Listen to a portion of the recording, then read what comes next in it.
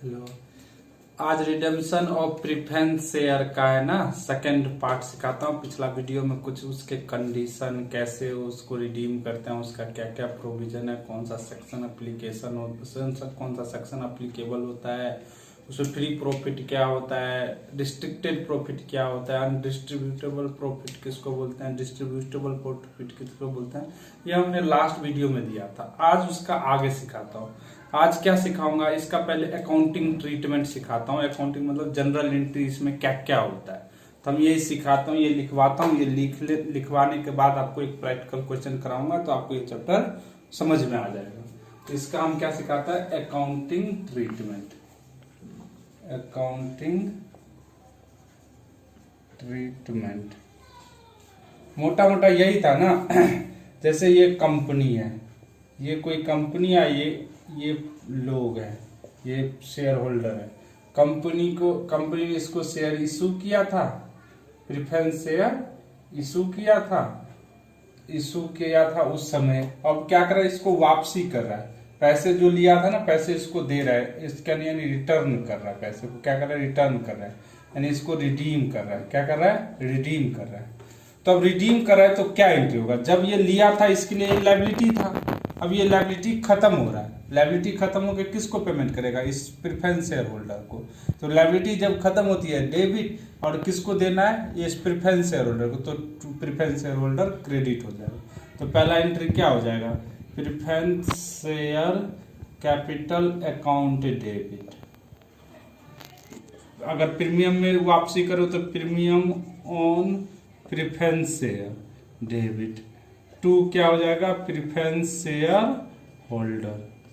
To हो जाएगा preference share holder credit. Narration, journal entry जब भी करोगे तो नरेशन लिखना जरूरी होता है। Being preference share capital transfer to preference share holder. ठीक है, शॉर्ट कट नहीं लिखना पेपर में तो फुल फॉर्म लिखना।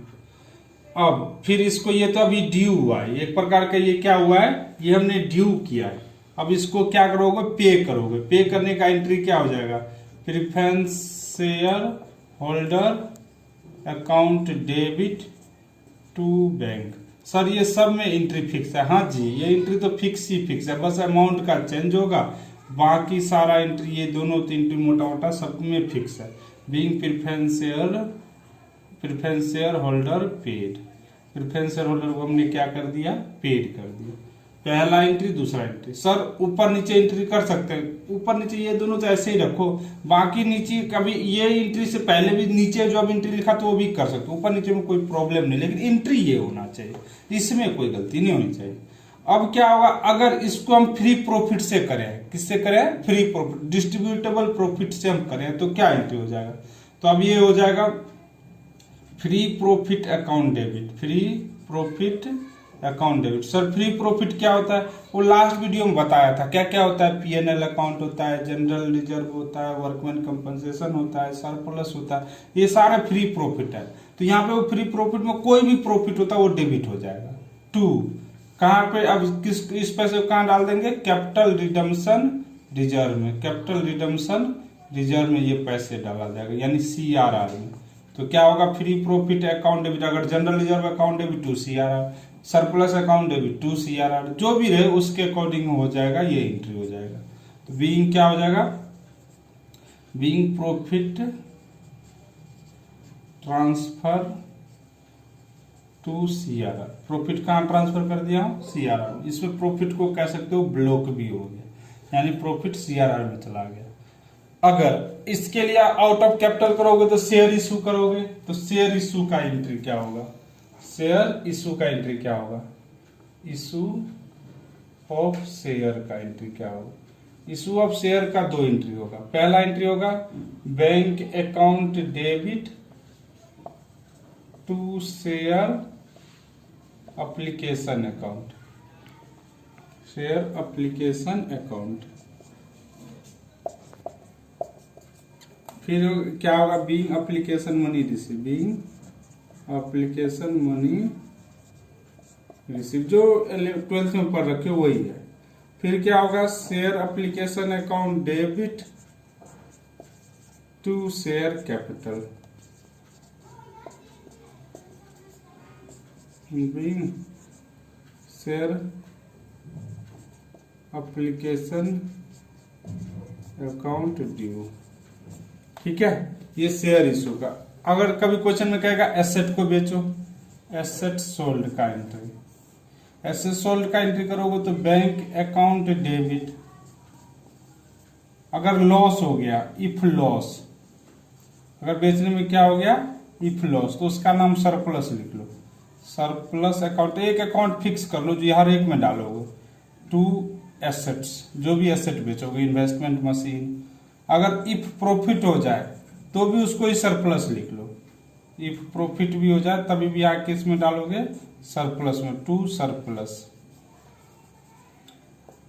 Surplus account being asset sold, being asset sold. मोटा मोटा यही एंट्री आपको अलग अलग करके सारे क्वेश्चन में होगा। ये प्रेफरेंस शेयर को ड्यू करने का है, ये क्या है ड्यू करने का है, ये पेड करने का है, ये क्या है profit transfer to capital reserve, capital redemption reserve में, कैपिटल रिडम्पशन रिजर्व में डालने का एंट्री है। तो ये 3 एंट्री ऊपर का हो गया और 2-3 एंट्री होगा। तो क्वेश्चन में यही, सारे क्वेश्चन में यही होता है। आपको ये क्वेश्चन जब भी करोगे तो ये एंट्री तो पास करना है, इसके साथ अब एक क्यों नया बैलेंस शीट भी पूछता है। तो आपको इस क्वेश्चन में 2 पार्ट होगा, पहले ये जनरल एंट्री पास करो, फिर बैलेंस शीट। पेपर में ही आता है, बीकॉम ऑनर्स वाले को तो पक्का यही आता है। तो बीकॉम ऑनर्स वाले के लिए बड़ा इंपॉर्टेंट है, इसलिए ध्यान से पढ़ना। तो इसको, ये चैप्टर है। अब इसके ऊपर जो आगे क्या प्रोसीजर है वो सिखाता हूँ। अब इसका एक हम एग्जाम्पल लेके आपको समझाता हूँ, फिर आपको ये चैप्टर मोटा मोटा समझ में आ जाएगा। सर समझाओ, लो जी, आप लोग के लिए तो समझाना ही पड़ेगा, पेपर आएगा तो आप लोग को ये क्वेश्चन तो पहले ही कर देना। बहुत आसान चैप्टर है, बड़ा मजा आएगा आपको करने में। 15 नंबर तो फिक्स है इसमें। ठीक है, लो जी, अब मैं आपको सिखाता हूं इसका प्रैक्टिकल क्वेश्चन कैसे करते हैं। तो हम एक एग्जाम्पल लेते हैं, एग्जाम्पल नंबर 1। अब इसके लिए मैं पुराना ही बैलेंस शीट एक बना के ले लेता हूं। ये बैलेंस शीट है हमारा, जैसे 31/3/20 का बैलेंस शीट है। सर टेम्पोररी बना रहा। अब इसी के बेस पे हमें क्वेश्चन में कुछ गिवन होगा, उसके बेस पे, जैसे यहाँ क्वेश्चन में क्या दे रखा है, इक्विटी शेयर दे रखा है। ऐसे लिखने के मतलब 10 रुपए ईच है, मान लो 1 लाख का दे रखा है। फिर दे रखा है हमारा पास प्रेफरेंस शेयर भी है, प्रेफरेंस शेयर भी है 100 रुपए ईच, ये दे रखा है। ये भी 1 लाख का दे रखा है। और यहाँ पे हमारे पास दे रखा है जनरल रिजर्व दे रखा है 60,000 का। सरप्लस दे रखा है 50,000 का। और अदर लायबिलिटी दे रखा है, अदर लायबिलिटी दे रखा है 90,000 का। अब इसका टोटल लगा लो, कितना हो गया, 2 लाख, 2 लाख, 3 लाख और 4 लाख हो गया। 3,10,000, 4 लाख हो गया। बैलेंस शीट का टोटल कितना हो गया, 4 लाख। इधर भी होगा, इधर कैश में दे रखा है, कैश का बैलेंस है हमारे पास 1.5 लाख का। अदर एसेट्स दे रखा है, फिक्स एसेट्स दे रखा है, फिक्स एसेट दे रखा है कितने का हो जाएगा, 2.5 लाख का। देखो बैलेंस शीट तैयार, 4 लाख का इधर भी हो गया, 4 लाख का बैलेंस शीट टोटल इक्वल। अब इस क्वेश्चन के एडजस्टमेंट, ये क्वेश्चन में बना रहा हूं। अब यहाँ एडजस्टमेंट होगा, तो उसमें लिखा होगा preference share was redeemed at 10% premium. ठीक है, preference share was redeemed at 10% premium. कहेगा कि pass journal entry, pass journal entry and prepare new balance sheet, prepare new balance sheet. ये रहेगा क्वेश्चन। इसमें हो सकता है आगे चल के 1-2 एडजस्टमेंट बढ़ेगा, मोटा मोटा क्वेश्चन यही होगा। तो सर करेंगे कैसे, ये मेनली सीखना है। यहीं पे आप कॉन्सेप्ट सीखोगे जिस क्वेश्चन को हम करेंगे कैसे। तो देखो इसका सोल्यूशन कैसे करेंगे वो सिखाता हूं, ध्यान से सीखो। सोल्यूशन जब भी ये करो ना तो ये पहले वर्किंग नोट एक बना लो, वर्किंग नोट बना के फिर स्टार्ट करो। अब वर्किंग नोट में क्या करोगे, जैसे प्रीफरेंस शेयर रिडीम हो रहा है ना, यहाँ पे लिखोगे preference share capital plus premium is equal to preference share holder, ये हमेशा बना लो। और पता है LHS is equal to RHS होता है। अब देखो प्रीफरेंस शेयर कितना है, 1 लाख का है, प्रीमियम कितना का है 10% दे रखा, तो 1 लाख का 10% कितना होता है 10,000, ये कितना हो गया 1,10,000, कोई डाउट नहीं। तो 1 लाख का प्रीफरेंस शेयर था, प्रीमियम 10,000 का था और प्रीफरेंस शेयर होल्डर कितने का था, दोनों जोड़ दिया तो प्रीफरेंस शेयर होल्डर को कितना पेमेंट करना है 1,10,000। अब जब भी ये इधर सोचोगे तो उसके और इधर दोनों अलग अलग चीज है, अलग अलग तरीका से सोचना है। इधर हम सोचेंगे ना तो as per company act applicable होगा। ये जितने की प्रीफरेंस शेयर है, जितने की प्रीफरेंस शेयर है, वो सेक्शन कौन सा सिखाया था याद है कुछ, जो सेक्शन सिखाया था उस सेक्शन में लिखा है जो इसको कैसे कैसे करना है। इसको करने के लिए हमें 2 चीज को जोड़ के हमेशा क्या होना चाहिए 1 लाख बनना चाहिए। तो क्या क्या सर, एक तो कहोगे आउट ऑफ प्रॉफिट करोगे, क्या करोगे आउट ऑफ प्रॉफिट करोगे, या एक बार थोड़ा बड़ा बनाता हूं, ये क्या करोगे आउट ऑफ प्रॉफिट, और या क्या कर सकते हो out of capital. Sir capital का मतलब शेयर इशू करोगे, या तो प्रीफरेंस शेयर या equity share issue. Out of capital मतलब उतने का हम ये जैसे जनरल रिजर्व या सरप्लस को यूज करेंगे। दोनों जोड़ के हमेशा किसके इक्वल होना चाहिए प्रीफरेंस शेयर को, यानी आउट ऑफ क्या कह रहा हूं, इसका मतलब क्या हो गया out of profit plus out of capital is equal to preference share capital, हमेशा बनाना चाहिए इक्वेशन। ये दोनों नॉमिनल वैल्यू के इक्वल होना चाहिए। आउट ऑफ कैप प्रॉफिट और आउट ऑफ कैपिटल जो है किसके इक्वल होना चाहिए प्रीफरेंस शेयर कैपिटल। ये क्यों है, ये क्वेश्चन के सेक्शन में लिखा है। सेक्शन के अकॉर्डिंग कंपनी लॉ अप्लीकेबल होता है। अप्लीकेबल में यही कहा है जो जितने का प्रीफरेंस शेयर रिडीम करोगे उतने का आपको क्या होना चाहिए आउट ऑफ प्रॉफिट होना चाहिए, आउट ऑफ कैपिटल होना चाहिए, या टोटल आउट ऑफ प्रॉफिट ले लो या टोटल ऑफ, ये दोनों जोड़ के, यानी ये मान लो ये 100 है तो ये 0 होगा, ये कितना होगा 100 ही होगा। या दूसरा सिचुएशन क्या होगा, ये 0 होगा तो ये 100 होगा, ये भी सिचुएशन हो सकता है, ये भी हो सकता है ये 50 होगा, ये भी 50, कोई भी प्रोविजन मिला के आपको ये 100 बनाना ही बनाना है। यानी out of profit out of capital, out of capital किसके इक्वल होगा प्रीफरेंस शेयर। ये कहाँ है कंपनी एक्ट के अकॉर्डिंग है, तो इसलिए हम इसको अवॉइड करेंगे नहीं, अपना दिमाग चलाएंगे नहीं, ये करना ही करना है। तो अब इस क्वेश्चन को सर कैसे कर रहे हो, अब देखो इस क्वेश्चन को करने के लिए क्या करना है। अब देखो हमारे पास ये क्या है, ये जो प्रीमियम होता है हमारे लिए लॉस होता है, क्या होता है लॉस होता है। हमने लाख रुपए लिया है उसको 1,10,000 देना, 10,000 एक्स्ट्रा दे रहा हो तो ये आपके लिए क्या है लॉस है। तो सबसे पहले इस लॉस के बारे में सोचो, इस लॉस को क्या करना है। तो सर इसके लॉस को राइट ऑफ करने के लिए आपको SPR में पैसा होना चाहिए, क्योंकि SPR का 5 जगह यूज कर सकते हो, तो SPR है ही नहीं। तो आपके पास पैसे कहाँ है, जनरल रिजर्व या कुछ भी यूज कर लो। जैसे मान लो इस पैसे को कहां से यूज करना हो, जनरल रिजर्व से। जनरल रिजर्व से यूज कर लिया तो कितना है 10,000 यहाँ खत्म हो गया। अब जनरल रिजर्व में कितना पैसा बचा है 50,000। अब देखो जनरल रिजर्व का 50,000 और सरप्लस का 50,000 मिला कितना होगा 1 लाख। तो हम इससे आउट ऑफ प्रॉफिट ही कर लेते हैं, क्वेश्चन में कुछ नहीं दे रखा था, हम out of profit general reserve 50,000 use कर लो और सरप्लस कितना यूज कर लोगे 50,000, दोनों जोड़ के कितना हो गया 1 लाख बन गया। अब ये आउट ऑफ कैपिटल क्या है, इस बार 0 है, तो ये 1 lakh plus 0 equal to 1 lakh बन गया। तो इसका मतलब हम सही है, क्या है हम सही है, क्या है सही है। आया समझ में। अब इसी के थ्रू हमें सारा जनरल एंट्री पास करना है। अब जनरल एंट्री क्या क्या होगा वो सिखाना है, फट आपको समझ में आ जाएगा। ये कॉन्सेप्ट यही है, हमेशा ये याद। और सर इसके बारे में हमें 1,10,000 उसको पेमेंट करना है, तो 1,50,000 हमारे कैश में आई तो जरने की बात ही नहीं, आराम से उसको हम पेमेंट कर देंगे। ठीक है, अब इसका जनरल एंट्री क्या क्या होगा वो सिखाता हूं। देखो जनरल एंट्री फटफट समझ में आ जाएगा। सबसे पहले यही जनरल एंट्री करो, क्या ये प्रीफरेंस शेयर को ड्यू करने का। तो क्या हो जाएगा preference share capital account debit, premium on preference share account debit, premium on preference share account debit to preference share holder, 1,00,000 plus 10,000 plus 1,10,000। ठीक है, दूसरा एंट्री क्या होगा, प्रिफरेंस शेयर होल्डर पेड का, preference share holder account debit to bank, कितना payment कर दिया, 1,10। ठीक है, तीसरा एंट्री होगा। अब किससे कर रहे हो, आउट ऑफ प्रॉफिट से कर रहे हो, क्या किससे कर रहे हो, आउट ऑफ प्रॉफिट, तो दोनों चीजों कर लो। जनरल रिजर्व अकाउंट डेबिट,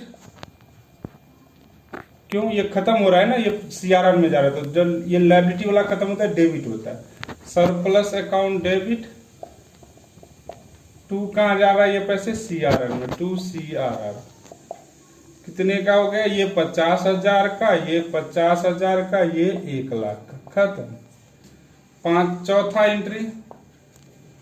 चौथा एंट्री क्या होगा, सब में नरेशन लिखना जरूरी, शेयर होल्डर ड्यू, थोड़ा लिख दो बस, being preference share holder paid, being profit transfer to CRR.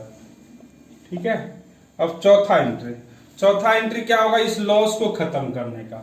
Loss का कैसे खत्म करो, जनरल, अगर एसपीआर से करो तो एसपीआर डेबिट होता है, general reserve account debit to premium on preference share, कितने से, 10,000 बीइंग लॉस राइट ऑफ हो गया। तो खुशखबरी बताऊं, इस क्वेश्चन में बस ये 4 एंट्री होना है, क्या एंट्री होना था, ये 4 एंट्री, बस इतना एंट्री है, पूरे चैप्टर में यही करना है। ये 3-4 एंट्री हमेशा तो फिक्स ही है, कुछ 1-2 एंट्री बढ़ता घटता रहता है। अब इसके ऊपर हमें क्या कहेगा कि न्यू बैलेंस शीट बनाओ, क्या बनाओ, न्यू बैलेंस शीट बनाओ। तो न्यू बैलेंस शीट कैसे बनाएंगे वो सिखाता हूं, और ये बैलेंस शीट बनाओगे ना तो अब नया कंपनी एक्ट एप्लीकेबल है, न्यू बैलेंस शीट उस कंपनी एक्ट के अकॉर्डिंग बनाओगे। वो कैसे बनाता है अभी मैं सिखा देता हूँ, वो भी सीख जाओगे 5 मिनट में। देखो, अब बैलेंस शीट की फॉर्मेट तुम लोगों को थोड़ा याद होना नहीं चाहिए, नहीं तो इसके ऊपर भी एक वीडियो बनाऊंगा, उसमें सिखाऊंगा जो बैलेंस शीट में क्या क्या होता है, वो सारा उस वीडियो में दे दूंगा, वहां से सीख लेना। अभी फिलहाल में इस क्वेश्चन के साथ ये वीडियो बनाते हैं। अब देखो, थोड़ा दिमाग लगा के देखना क्या होगा, अब नया बैलेंस शीट में क्या क्या चेंज होगा। देखो अब ये चेंज करने के लिए मुझे जनरल एंट्री देखना पड़ेगा, चेंज करने के लिए क्या करना पड़ेगा, जनरल एंट्री को देखना पड़ेगा। अभी मैं बताता हूं एक बार और, फिर मैं समझाता हूं कैसे समझना है। अब देखो, जैसे प्रेफरेंस शेयर कैपिटल, ये इधर वाला चीज है ना, इधर वाला चीज अगर कहीं क्रेडिट हुआ होगा तो जुड़ जाएगा, और कहीं भी डेबिट हुआ होगा तो घट जाएगा। अगर इधर वाला चीज में उल्टा होगा, अगर डेबिट हुआ होगा तो जुड़ गया होगा, अगर क्रेडिट हुआ होगा तो माइनस, इतना समझना है। अगर इधर वाला चीज को देखेंगे, जैसे इक्विटी शेयर है, कहीं अब इक्विटी शेयर कहीं कुछ नहीं है तो इसमें कुछ चेंज नहीं है, वो तो ऐसे का ऐसे ही चला जाएगा बैलेंस शीट में। लेकिन प्रेफरेंस शेयर है, प्रेफरेंस शेयर यहाँ 1,00,000 का क्रेडिट बैलेंस है, यहाँ क्या होगा, प्रेफरेंस शेयर 1,00,000 से डेबिट, तो न्यू बैलेंस शीट में ये 1,00,000 घट जाएगा, क्या हो जाएगा, 1,00,000 घट जाएगा, यानी नील होगा, यानी preference share holder new balance sheet में नहीं जाएगा, क्योंकि ये खत्म हो चुका है। अब देखो, जैसे प्रीमियम और प्रेफरेंस शेयर 10,000 यहाँ दे रखा है, डेबिट है, ये क्या है, डेबिट है। वही चीज यहाँ प्रेफरेंस शेयर, ये यहाँ क्या हो गया, क्रेडिट हो गया, तो ये भी एंट्री कट गया, यानी ये भी बैलेंस शीट में नहीं जाएगा, ये भी बैलेंस शीट में, न्यू बैलेंस शीट में कहीं नहीं जाएगा। उतने से डेबिट है, उतने से क्रेडिट हो गया, यानी ये एंट्री कट चुका है, ये बैलेंस शीट में नहीं जाएगा। प्रेफरेंस शेयर होल्डर, यहाँ क्रेडिट है, यहाँ डेबिट हो गया, तो ये भी नया बैलेंस शीट में नहीं जाएगा, जितने से डेबिट हो गया उतने से क्रेडिट हो गया, तो नया बैलेंस शीट में नहीं जाएगा। ये बैंक है, बैंक एसेट्स होता है, और ये क्रेडिट हुआ है, तो बैंक यहाँ से अब इस बैंक से हम क्या करेंगे, इस बैंक से इसको माइनस करना पड़ेगा, कितना, 1,10,000 माइनस करोगे, क्यों, क्योंकि आपका यहाँ पे क्रेडिट हो गया, यानी बैंक में से 1,10,000 चला गया, तो घट के आपका बैंक बैलेंस कितना बचेगा, न्यू बैलेंस शीट में 1,10,000 घटा दोगे 40,000 बचेगा। अब देखो, जनरल रिजर्व सरप्लस यहाँ पे है, डेबिट हुआ है, यहाँ पे क्या था, वो क्रेडिट था, तो यहाँ से इसमें से जनरल रिजर्व में से क्या घट जाएगा, ये 50,000 घट जाएगा, ये सरप्लस में से कितना घट जाएगा, 50,000 घट जाएगा, यहाँ पे भी 10,000 बचा है, तो ये भी बैलेंस शीट में इफेक्ट पड़ेगा।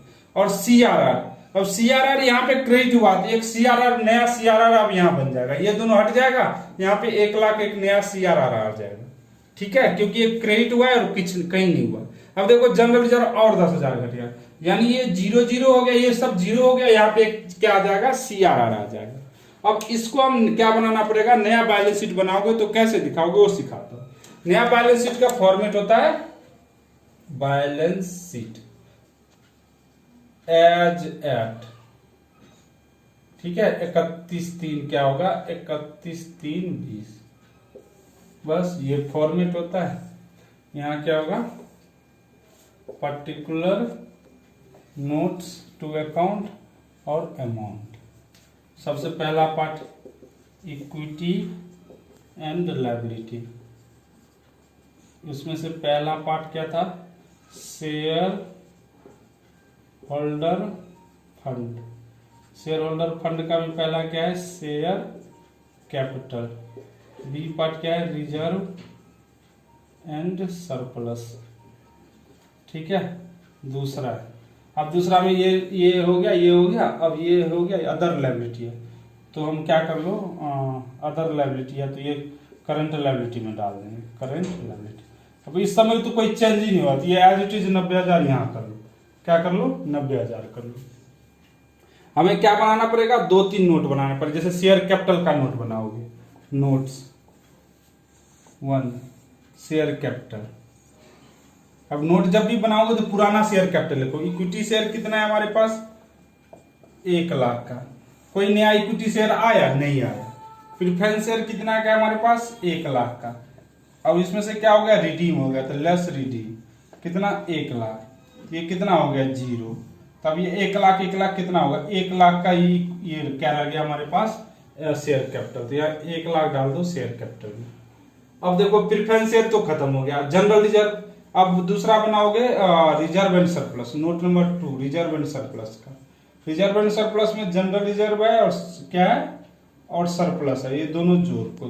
जनरल रिजर्व में कितना है, 60,000 और सरप्लस में कितना है, 50,000। दोनों जोड़ के कितना हो गया, 110। 110 में से CRR में कितना चला गया, 1 लाख, और 10,000 कहाँ चला गया, लॉस को राइट ऑफ करने में, ये तो 0 हो गया, ये क्या हो गया, 0। लेकिन CRR एक नया खड़ा हो गया, कितने का है, 1 लाख का। कितने का है, 1 लाख का। तो यहाँ CRR आ जाएगा, रिजर्व एंड सरप्लस में कितना आ जाएगा, CRR में कितना आ जाएगा, 1 लाख। Note number 2। इधर वाला तो बहुत आसान हो गया। अब ये बैलेंस शीट के लायबिलिटी साइड हो गया। इसका नोट बनाया नहीं, इसका नोट नंबर 1 है, इसका नोट नंबर 2 है। इसका टोटल कर लो, कितना हो गया, 290। कितना हो गया, 290। अब देखो अब इधर क्या बनाओगे, एसेट्स। सेकंड पार्ट क्या होगा, asset side. Asset side, assets में क्या आ जाएगा, सबसे पहला फिक्स एसेट। एसेट में क्या होता है, पहला टेंजेबल एसेट्स। टेंजेबल में पहला पार्ट क्या होता है, फिक्स एसेट्स। तो फिक्स एसेट दे ही रखा है 2.5 लाख का, 2.5 लाख कर दो, ठीक है। फिर दूसरा है current assets. Current assets, current asset में से ये क्या है, कैश एंड कैश इक्विवेलेंट है, कैश एंड कैश इक्विवेलेंट। अब इसका नोट नंबर 3 बना लो, नोट नंबर 3 बना रहा हूं, cash and cash equivalent. Cash हमारे कितना है, 1.5 लाख, लेस रिडीम। रिडीम कितना का हो गया, 40,000, 1,10,000 का। रिडीम में कितना खर्चा हो गया, 1,10,000। कितना बच गया, 40,000। अब बैलेंस शीट में कितना डाल दोगे, 40,000। अब देखो ना चाह के भी आपकी बैलेंस शीट मैच कर जाएगा, इधर भी 290 उधर भी 290, 15 नंबर पाव खत्म। ये प्लस क्वेश्चन करने का आपको इस टाइप से दे रखा होगा, आपको ये पूरा का पूरा क्वेश्चन करना है। आज आप ये लोग ये वीडियो देखो, इसके लिए हम 2-3 होमवर्क देता हूँ। होमवर्क अभी आपको सेंड करूंगा, उसके लिंक पे आप देखना, होमवर्क मिल जाएगा। अब ये होमवर्क करके अगले वीडियो में मैं नया चीज सिखाऊंगा, इसमें थोड़ा और बड़ा क्वेश्चन का जो शेयर इशू करते हैं वो सिखाता हूँ, ठीक है।